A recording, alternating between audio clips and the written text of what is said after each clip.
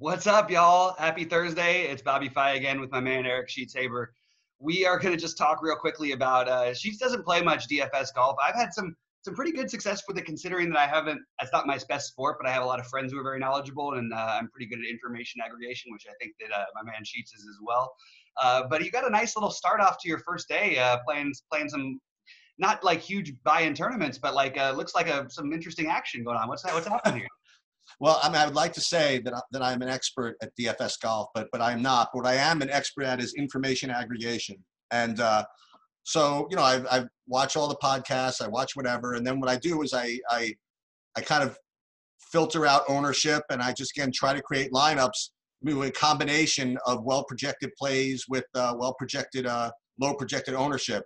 So they always have this PGA tournament, which is kind of like the equivalent of the Sunday Million, I guess.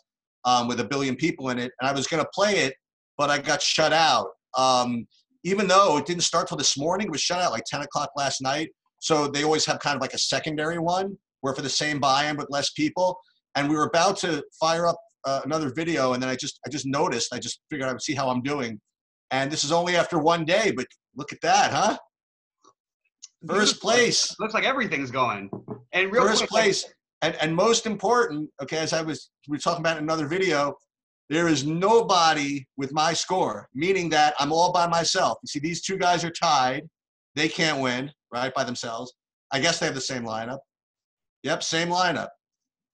That's awesome. Yeah, so talk real quickly. I know that you use some optimizers, you said, and you know that this is not your strongest suit, but you are good with the information aggregation. But like I'm looking, and you went way off the board with a few of these plays.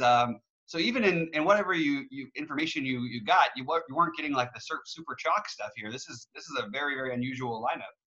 Yeah. Well, again, what I do is, again, I get information aggregation is tough business, but you know, I would look at all the podcasts, and then what I would do is I would look at XYZ. I don't want to give too many people credit, but I would look at XYZ's picks for his top plays, and then see if it's someone else's that I respect. They have good low owned plays, and just kind of all these on pieces of paper and all these down, and I create a player pool based on the combination of who projects well, that should be low owned, and then I run lineups and I see what kind of ownership they project at in aggregate, and then we just roll. I love it. Well, that's just a real quick hit. We're going to get into an NFL video we're going to send to you guys shortly, but we wanted just to go real quickly.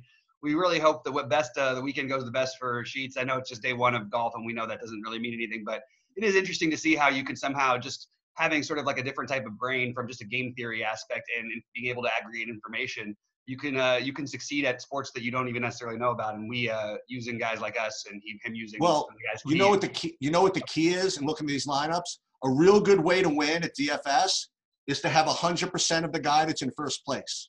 That works. I like that. So that would be my first lesson in playing PGA golf, is find the guy who's going to get first or be first at the end of the first day and get 100% of them. And then if you could do that, then go on to lesson 2. Play the guy with the best score. You heard it here first. That's right. Anyway, Sheets, thanks for sharing it with us. We'll be back with the NFL video for you guys shortly. Thanks. All right, no problem. Go, whoever these guys are, go be Berzoon.